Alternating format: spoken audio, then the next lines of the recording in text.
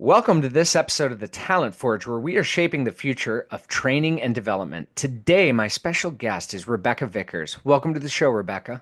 Thank you so much for having me. Yeah, Rebecca, you've got an interesting background, and in one of the things that when I saw it, when we connected, I was like, wow, you've got a VP of operations and marketing at your name. And I think this is going to be an incredible conversation. But why don't you tell our audience a little bit about yourself and how you got into this talent development space? Thank you for that. You're so kind, and I'm so excited to be able to share today. You've got a wonderful audience, and I want to make sure that they get as much value as possible. And that's something that's always been important for me is how can I give value and contribute to whatever business, whatever company I'm working for. And that has led me through a variety of different roles in my past and in present. And right now, I currently run and lead a digital marketing agency amongst fabulous leaders and wonderful team members who are leaders in their own right. And I've had the benefit and the privilege of being able to support them in their growth from startup phase to where we're at currently, which is still a growth phase for us, and navigating those waters of scalability, right? So it's operations, it's marketing, it's really coming down to how we train our team and how we educate our clients too. So you get a mixture of both that client customer service and that internal team development as well. And while Okay, I so wear, oh yeah, let me pause you. I want you to keep going, but let me pause you there. I yeah, love what you just said about being able to not only train your team, but to train the customer as well. yeah. I'm going to dig into that in just a little bit. So please continue with this, but I think that's so important for not only the teams that our audience, many of them are going to be in an organization. They're going to be training the employees. They're going to be training the leaders, and that's an essential part. So please keep going, Rebecca. I just wanted to draw that out real quick. Oh yeah, absolutely. And I love talking about that too because I believe client education is equally important. All is important, right? And that it comes back to that philosophy of Kaizen that a lot of leaders that I talk to also hold, and I myself have even expanded my thoughts and ideas on. But how are we continuously improving? And so for myself, leadership is about elevating others and how can I be a better leader in the space. And so it takes that training, it takes that development. And over time, over the years, I've come to these positions because I've looked at how can I better myself? How can I learn more, grow more? I know I don't know everything. It takes all minds and all people on the team, and we have to be able to tap into not just our potential, but how do we help highlight and grow other people's potential? So right now, what I'm doing, even though I do wear many hats, it's very much a multifaceted type of approach to building accountability within the team, helping to transform the team. Where can we be iterative in what we're doing and develop what we're currently doing to strengthen our work? And where can we be innovative and find new ways of approaching problems and challenges and growing and learning together? So ultimately, that's kind of in sum what I'm doing from a maybe more philosophical, bigger overview approach, but then also rolling up sleeves and being alongside of team members is really important to me as a leader because we can grow together, we can learn things together, and leadership is not simply I'm going to stand above you on a pedestal and point and tell you where to go, but hey, I'm going to be behind you, supporting you, and helping guide you as you need, but I'm also going to leverage your skill set, your strengths, and learn from you at the same time, too. So that's a large part of what I love doing in my role and what I really appreciate as the development side of that. My journey has been a varied, rich background of studying and starting out in classics and theater and really loving story and storytelling. And that's probably where some of that humanistic, people-centered approach comes from too, because at the heart of great leadership and training is recognizing that you're training people and we're not training robots. And we might call them or refer to them as employees or team members or colleagues, what you will. They're also people. And so we have to remember that. And from my experience there and working in arts marketing and other industries like real estate and getting to know how other businesses operate all the way through, I've been studying, learning, and growing. And I've had wonderful opportunities with wonderful leaders and mentors who have guided me in their expertise and passed on a lot of knowledge and great examples of what it means to train, what it means to be a great marketer, how to build systems that can support the work that you're doing, support your team, and build a culture around growth. Because Jay, I really believe, and I hope maybe this resonates with your audience, but if we start with our leaders, we start as ourselves and starts with us, if we build that culture of growth and of curiosity and collaboration and leaning into the discomfort of change, which is constant, as we're told, right? Constant. Always. If we lean into that and recognize that we're going to change, life around us is going to change, but we can change for the better when we're proactive with how we approach change happening around us in the world externally, with how we want to change ourselves and improve. And so I take that as a constant through line through my background and experience. And now to present, helping other team members. We've got some really fabulous managers and leaders on our team who have been going through that transition from doer to leader, influencer. And we're going Still, to dig into that for yeah, sure. Yeah. yeah. That So transition, that mindset shift that's required is something that is absolutely paramount for any organization. yeah. Oh, I wholeheartedly agree. Now, one of the things that you said is this theater background, which, by the way, you are looking at the Conrad Birdie of his high school musical way, way back in the day. I share a theater background with you on that, a little bit more than that, but um, theater, when you bring theater into some of this, and there's a lot to unpack in what you said there, but when you bring theater or storytelling into some of this training or into some of this sort of transformational approach that you're having with your leaders, your team, and your organization, what impact do you see that having on the people's engagement or having on how they essentially how they show up to some of these opportunities that you're providing? That's a great question. I love it because it builds connection. When you share a story, you're able to better connect with a person because you are creating something emotional in them. And I think when it comes to training into leadership, a good story can and might start with you expressing or describing a time where you failed, you were embarrassed, you made a mistake. You can choose how vulnerable you want to be in that moment.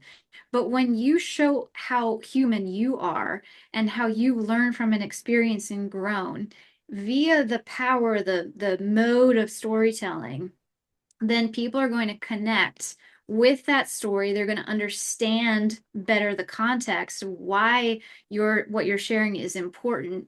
And they're going to remember it a whole lot better than if I simply give you a list of instructions or an IKEA style booklet Go do of how this, to go do do that. exactly. Yeah. Right. It's going to have more meaning, value, and then expressing the impact as well. So connection, it's memorable. It's also entertaining. One of our values at FMO Media is to entertain. It's to educate, empower, entertain, and execute.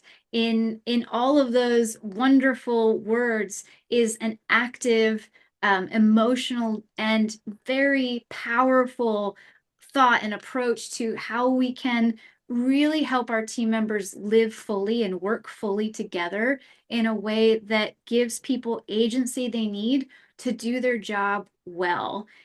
And the same thing I'll add, because I know this is important too, we want to chat about it. Clients. How are you educating? How are you empowering your clients? We don't want work to be boring, or I hope we don't want work to be boring. I Hopefully shouldn't not. Yeah. assume, but we want to have some kind of engaging, positive experience. I won't necessarily say fun because it might not always be fun. Experience is very much a word that I draw on from my arts background, my arts marketing background, that we're crafting an experience. And this goes for your clients and the experience you're giving with your clients and sharing with them. This goes with your team and how you're experiencing the relationship, the dynamic, the work dynamic, and how they're experiencing you too. And so, how are we building that culture, back to culture again, where we can have really meaningful, engaging, positive experiences? With the caveat that we know life is not always roses and sunny days. We were going to navigate those challenges, but if we come with that mindset of agility and looking for solutions versus problems, which a lot of learning can be, how am I moving towards a solution? Then I think you're going to find a healthier culture and company atmosphere overall.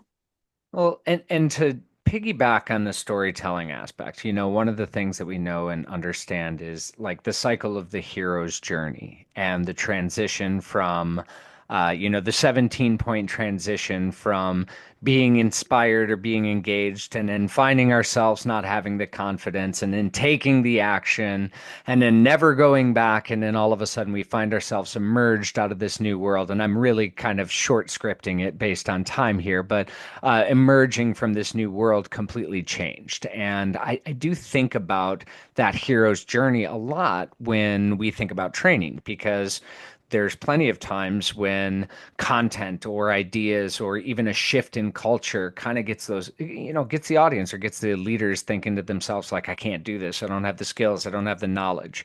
And it's usually a guide or a mentor that's able to help them along that journey that ends up getting them to the space of, okay, there's no going back from here.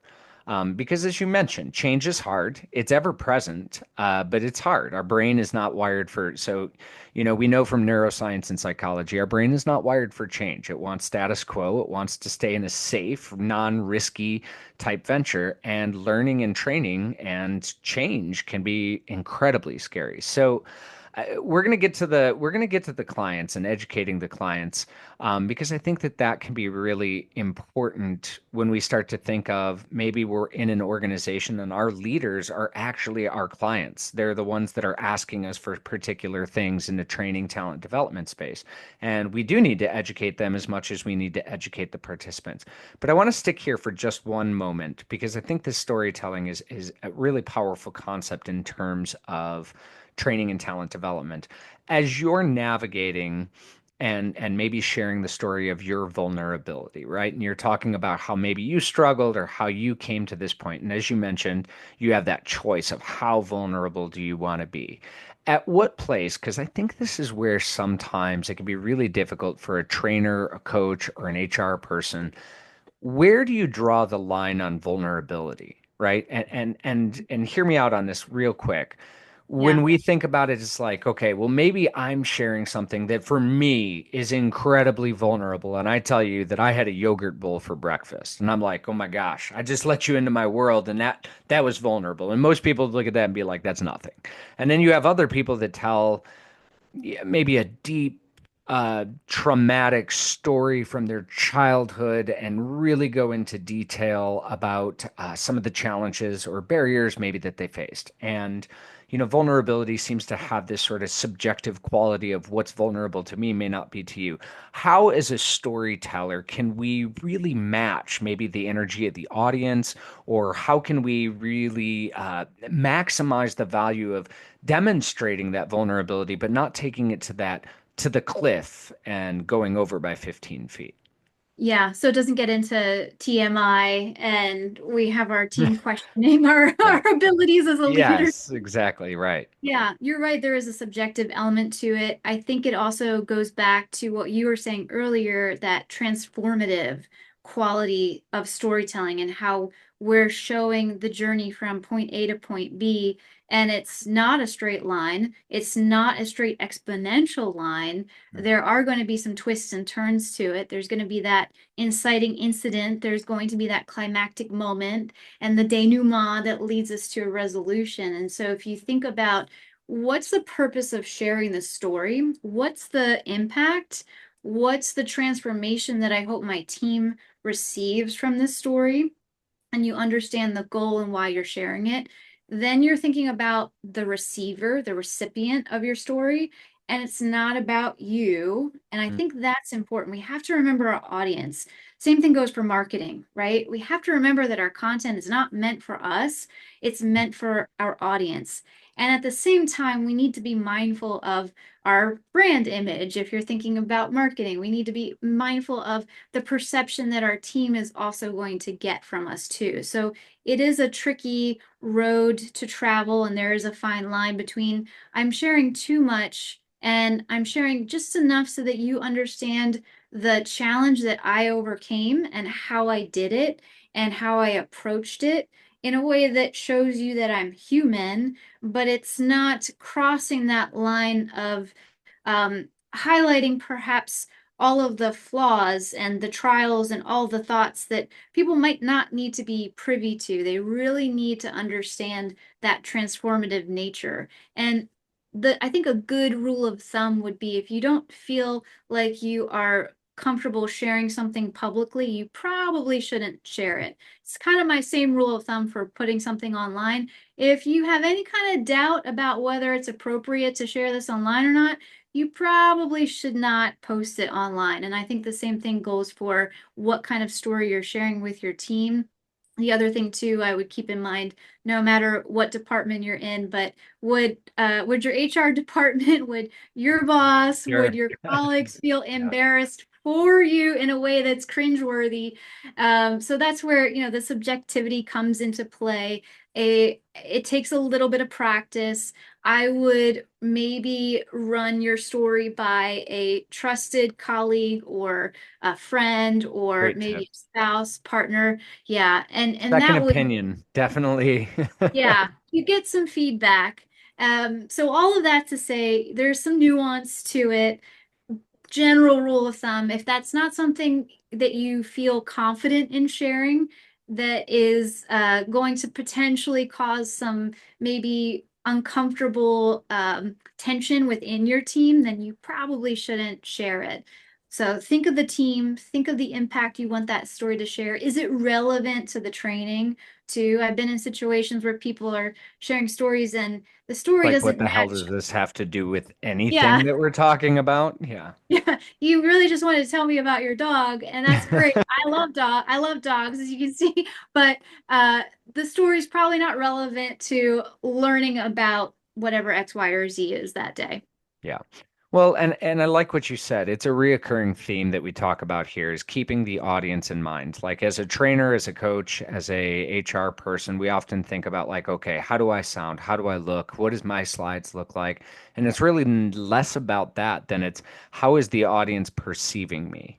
What is the audience feeling when I'm saying this? What is the audience reading, or where's their attention drawn when I'm creating whatever, visual representations of my words? So it's keeping that audience in mind is certainly a reoccurring theme. And I think it's a great tip that you shared there is kind of, the second opinion, but also just making sure that we maintain focus. Now, this is where I'm going to transition us, and I really want to dig into this because I think it's so important, right? You had mentioned not only training your team, but also training your clients. Now, whether you're in the talent development space as an external consultant, an external trainer, an external coach, or if you're embedded inside of an organizational's talent development wing, you have clients. And the clients for you can look like your organizational leadership. And, one of the things that we talk about here, and I'll lean back into Jess Almley's conversation that we had here on the Talent Forge of moving from order taker to becoming a strategic partner, so important. But part of that becoming a strategic partner is also educating that leadership. So it's not just about training the people in the room, it's also about training the people that are requesting your services or requesting your expertise. So let's dig into this, Rebecca. I really want to let's get an understanding. What is it when you mentioned this? Obviously, it resonated, it hit with me. Talk to me about this. What does it mean to train your client as much as it means to train your leadership? So, Jay, I'm glad you mentioned your other episode. I didn't actually get to hear it, but I love that somebody else is talking about this and encouraging this too. the idea of not being an order taker, because it is something that we constantly talk about at FMO that I hold as really important to keep in mind when you're working with a client. You are their partner and you want to be strategic, and we don't want to simply take a request and fulfill it without helping guide the client towards the best possible decision for them. So when I ask you for a giant yellow flyer with 16 different colors and 900 words in 2-point font, you're not just going to hand that over to me? Come on, I'm the client though. I know. Well, our job as project managers and as those team members is to satisfy requirements and needs, right? And we want the client to be happy. And that's where the conflict comes in. Jay, I would love to get you that poster. How about we look at this other option here too? Because I wonder if maybe this will help your brand image develop the consistency, the cohesion, and the familiarity that we're looking for. How about this other option? Here's why maybe this one here, while it's a fun idea, it might not be the most effective for you. I know we're being concise here for the sake of time, but that's how I would try to steer that conversation towards what's the best option for the client that is still going to satisfy requirements and needs, that is still going to satisfy them and make them feel really good about working together, that isn't simply a, okay, got it, good, you'll have that on your desk by Monday. There's It's there's three things that you did there, Rebecca, that I think are brilliant, and I want to draw attention to them for our audience. The first thing is you validated me. You didn't tell me no.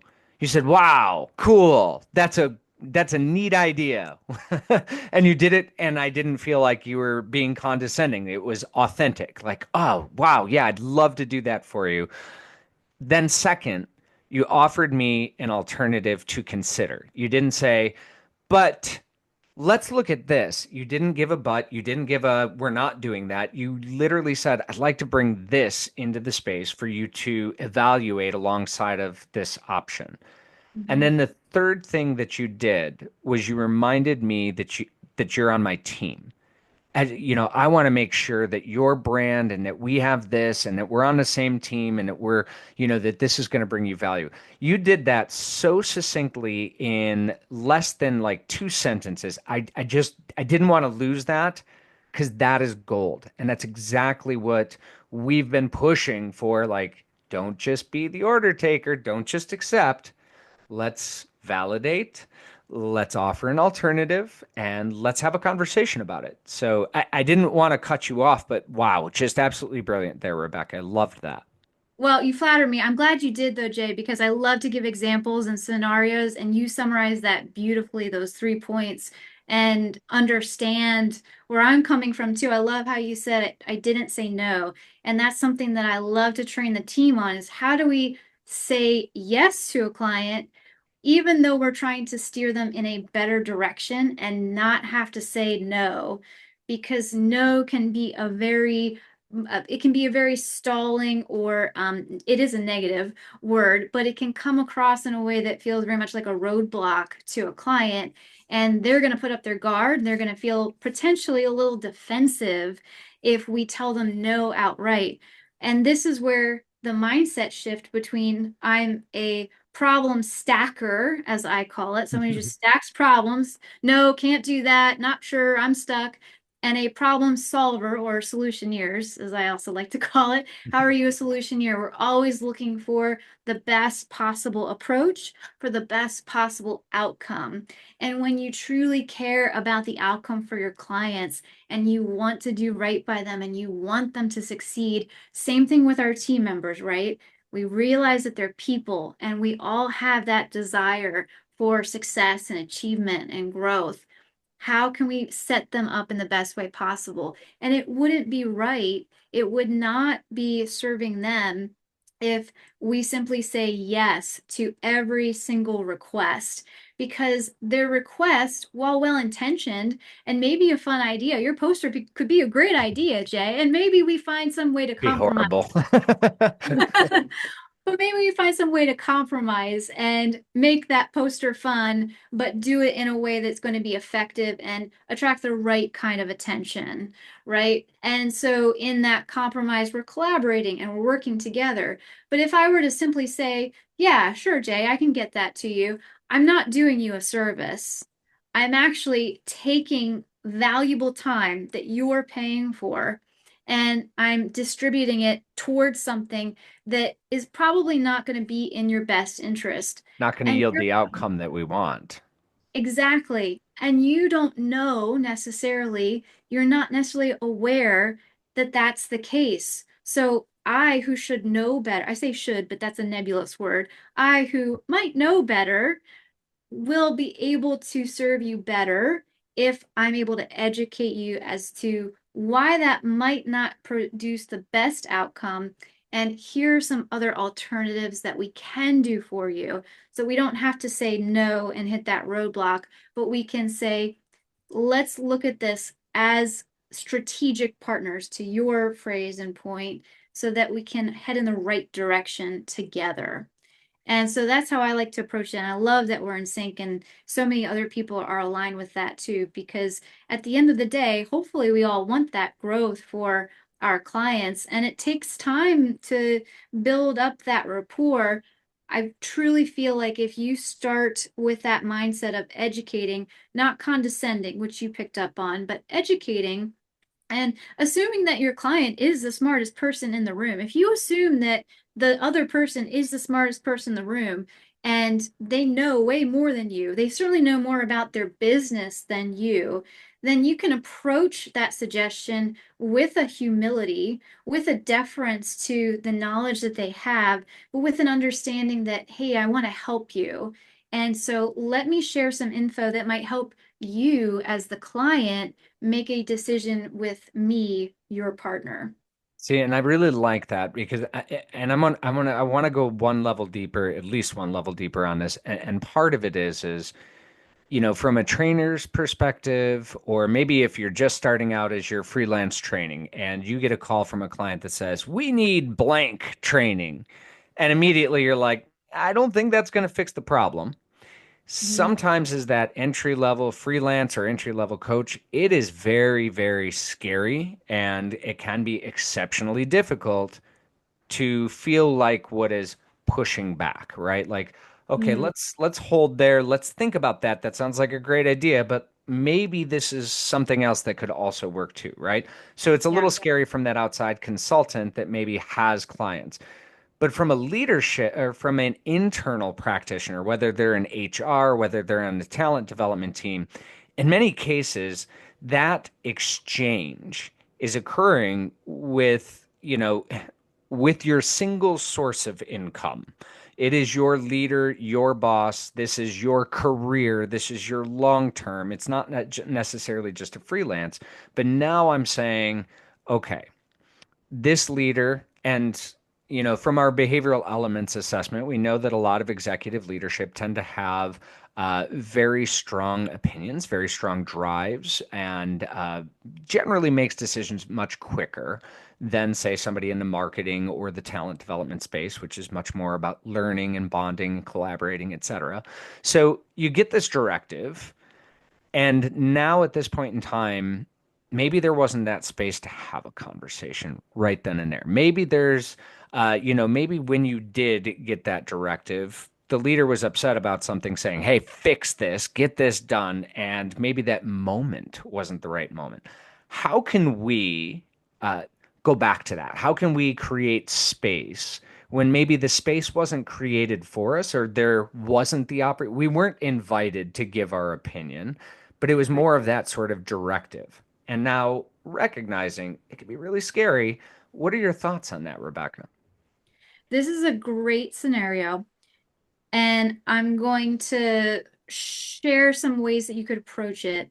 It also brings to mind, which we might want to touch on too, how you as the trainer, the coach, the guide can also learn in the process because so many thoughts come to mind when you talk about how the person making the request whether it is an external or internal client, they might not know the actual problem that they have. And they might not understand the root problem, but be looking at the symptom of something. Mm, And so they are quick, and I absolutely agree. A lot of us in those roles were very quick to make a decision and think we got all the answers. We have to remember that we don't know what we don't know. right. And it's oftentimes the people who are, we'll call it boots on the ground, the folks who are in it, executing, doing the work, they might have additional information. At the very least, they're going to have a different perspective on what the challenges are. And you, as that coach, guide, trainer, whatever your responsibility is in the development space, this can be a great moment for us to ask questions and get to the heart of what the person might actually be looking for. This is something that I apply to individuals. You can apply to groups. You can apply to your external clients. You can apply to your executive team, your colleagues. Of course, doing so in a way that's respectful and appropriate, right? But asking the how questions and the what questions before you necessarily ask the why questions so that we're not putting people immediately on the defensive. Well, why do you need that kind of training? Yeah. Tell me a little bit more. What's going on with the team that brings this training to top priority for you? How can I best support your team in this training? Or what are you observing or noticing that I can find a way to navigate through my training and address for the team that needs that support? If you Some start to great framed questions. I really like those. Well, I love it's hard, right? It's hard for us to think of them in the moment, but I love having questions that I know can help get to the root cause prepped and ready when I run into those roadblocks of, hey, we need this, or do this, or I want you to.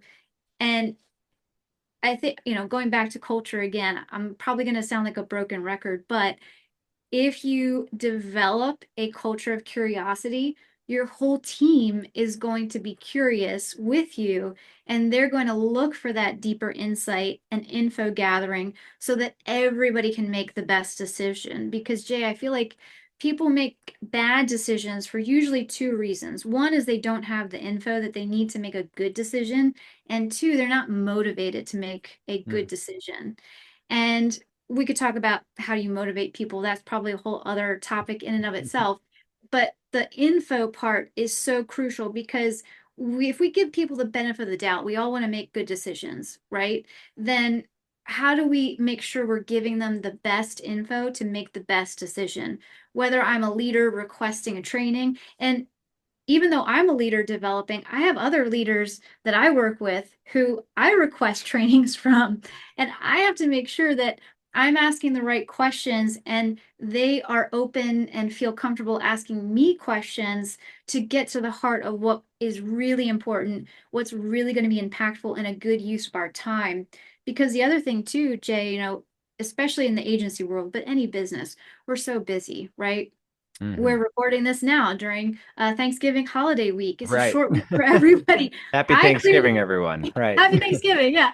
I cleared the calendar of any meeting that was not going to produce an efficient and effective result for us within this week because I need to be so mindful of everybody's time. And Right. so if we also think of training as the time that it takes to invest in someone and not treating that lightly, but really thinking, how are we maximizing and optimizing this training so that people can take what we're teaching them and then go off and apply it? Because when you don't apply or you can't apply, and this is for the audience, rhetorical because you can't answer, but I would love to maybe see comments from this. What have you experienced, or when have you experienced a time where you've been asked to learn something, or you went off to learn something and you immediately forgot it because you didn't use it and apply it, and it Well, wasn't relevant? And Rebecca, I can tell you that the data on this and the science on this, the forgetting curve tells us that if we don't use it or access it within 2 days, 70% of the learning is gone. Within 2 weeks, it's 90% of the learning is gone. And from the other perspective, generally less than 23% of people that are participating in a training will actually take a behavioral action related to that training, which Wow. is those are abysmal stats, but those are the ones that are pretty widespread throughout the industry. It's those are amazing, and also I believe it too. Amazing in the sense that it really does make you consider, how am I structuring this training? Is it accessible for everybody in this training Mhm. too? I love to include any kind of workshopping or activity. Definitely have a takeaway or action items following a training. And I know we're diving into a little bit more of that side of things and further away from your original question. But I do encourage everybody, how are we taking our time and using it wisely and investing it towards the actual problem with a more practical, relevant solution? Because to your point, not everybody is going to absorb it. And I would be curious, what's the difference between a training that is extremely relevant and timely and impactful versus a training that isn't relevant and people don't connect with and doesn't address the root challenge or problem or the type of growth, because we can look at it from the positive side too. Where do we need to enhance and support the team? If it doesn't address those things, then are those stats even lower and more shocking to us? It wouldn't surprise me at all. And I think you hit the nail on the head when you said the difference between the symptoms and the root cause, right? Like a lot of times, if we're sitting in a leadership seat, we're suffering the symptoms, but not necessarily throw this training at it. It's almost like you go to the doctor's office and they don't know your exact diagnosis, so they're like, here, take amoxicillin for several days. Give me a call and let me know if that worked or not. And it's just like, okay, 5 days later, it's just like, that didn't work. Okay, come back in. We're going to give you a steroid now. That didn't work. Okay, let's try something else. And it's this trial and error, which quite frankly is expensive and true in medical, true in marketing, I'm sure, true in training and everywhere else.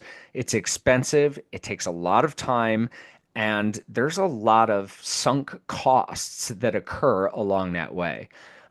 So that question of managing the symptom or getting to that root cause, there's two additional questions. I love the questions that you said.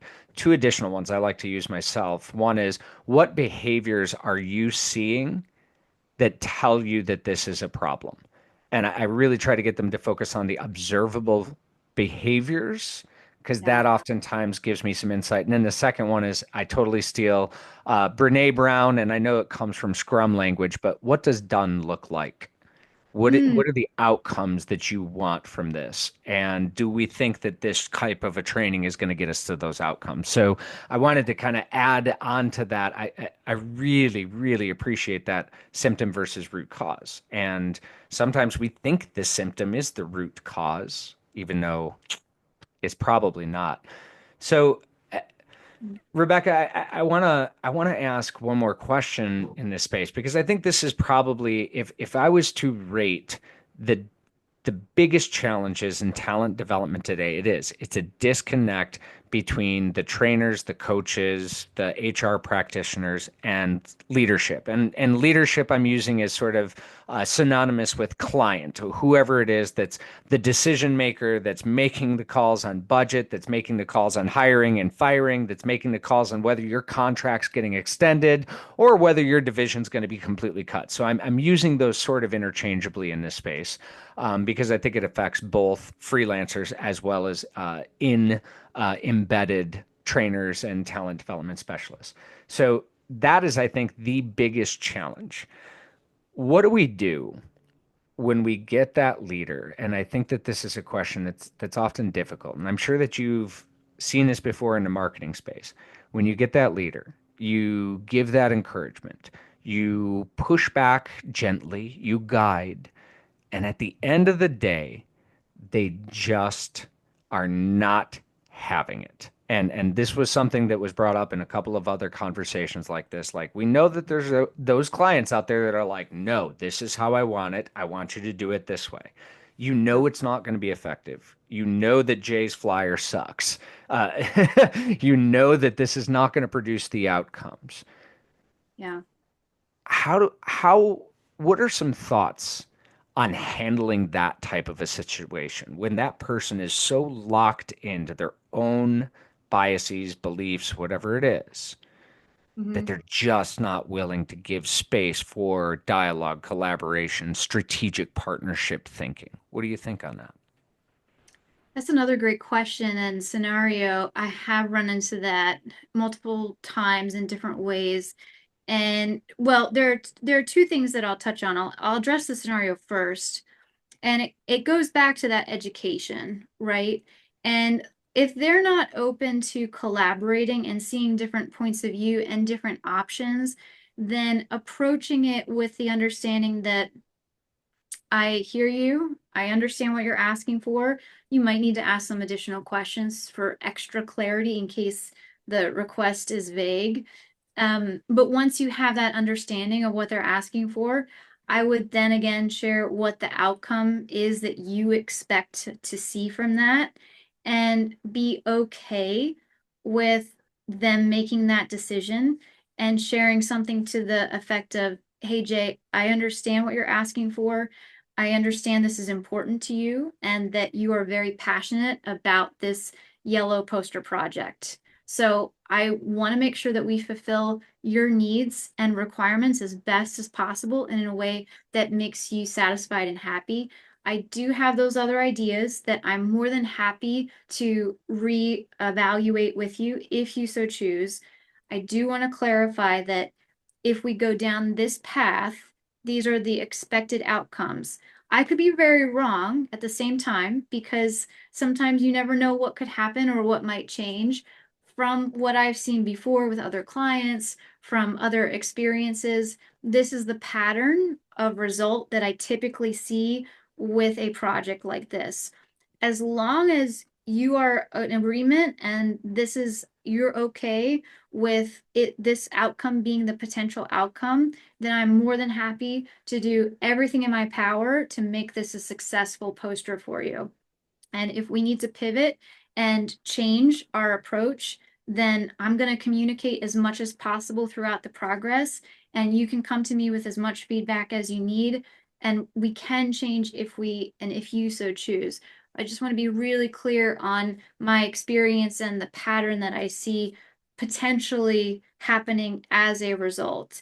And so if you break it down for them, you acknowledge the importance of the request, you have an acknowledgement of what they're asking for and that you hear and understand them and give them that expectation, you have a little bit of a buffer for yourself. You have that paper, I would have that paper trail for yourself too of outlining what they might expect and what's in your power and capacity if you go down that route. And there are varying degrees to which you can do that. A poster might be something less, you might take a simpler approach to that. A training where you're training, 20 people or more, or you're coaching or mentoring a team member to get them to a certain point, you might have to have lengthier discussions, but it would go back to that education and helping to guide the person towards what they might expect from the decision that they're making. Um, Rebecca, that actually might be one of my favorite answers to that question. And again, I'm going to give you kind of the three things that I pulled out of there. The first thing that you did was you started with an excessive, not excessive in a bad way, an excessively great amount of empathy. And you validated again, you saw them again to keep that sort of defense mechanism from rearing up. The second thing is I think you did a really nice job of demonstrating this is what I'm understanding. This is what you want. This is important. These are the potential consequences. So you again went back to your concept of here's all of the information. This is the patterns that I've seen from these types of things. We know that this is the outcomes, and I'm not certain that these are going to line up. But if this is, you now have all the information, I've given it to you. Now it's time for you to make that final decision and I'm going to do everything I can to execute. And if they still are not moving at that point in time, sure, we've got to execute, we've got to follow and do what it is. But at this point, you've empathized, you gave them all of the information, and you gave them that last opportunity to really say, is this what I want? Was I making that decision on impulse? Was I making that decision hastily? I really loved the way that you communicated that.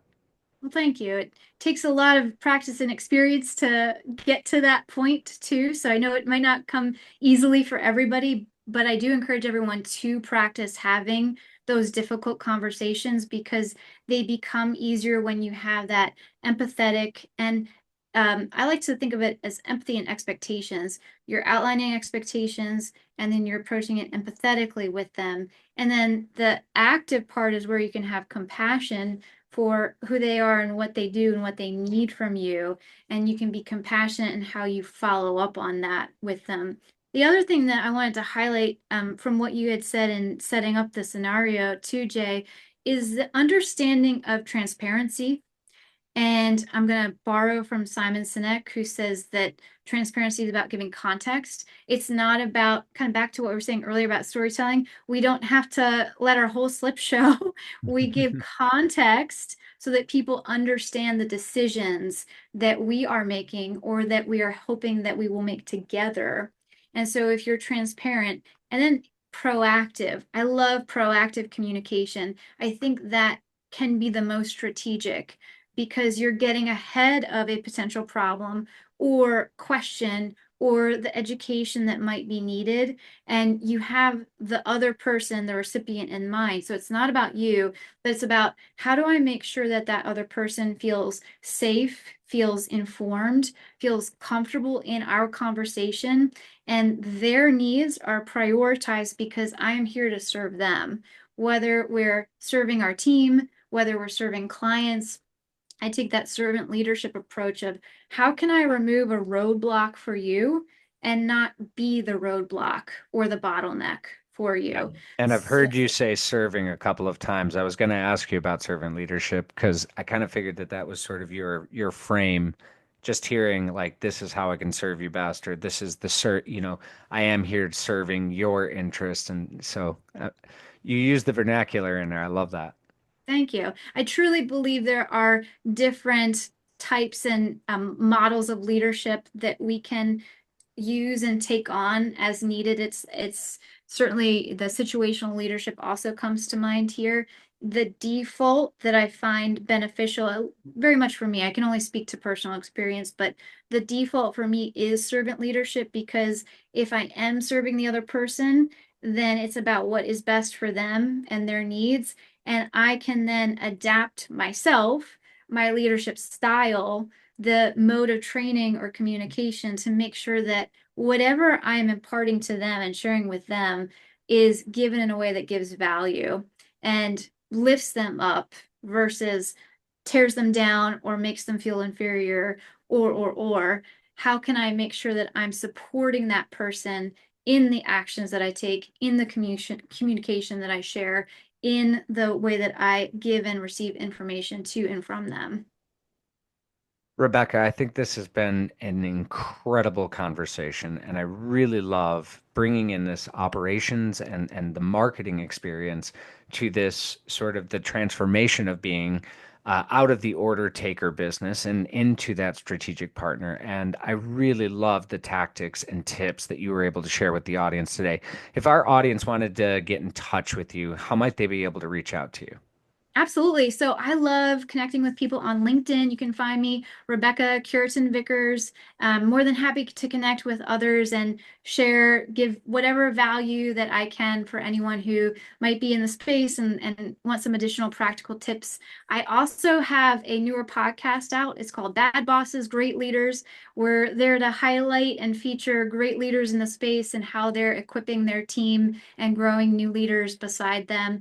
And so you can check that out on greatleaderspodcast.com.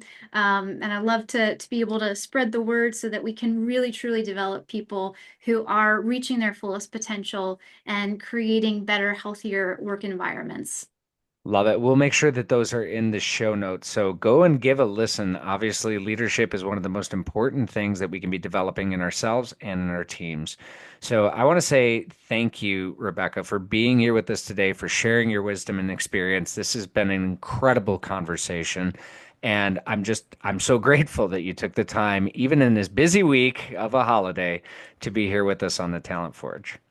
Thank you so much, Jay. It's a week of gratitude. So I'm incredibly grateful to be able to share my experience and hope that it will be practical and valuable for others. Thank you for so much for having me. It's my pleasure. Well, I will extend that gratitude to you, the audience. Thank you for tuning in to this episode of the Talent Forge, where together we are shaping the future of training and development.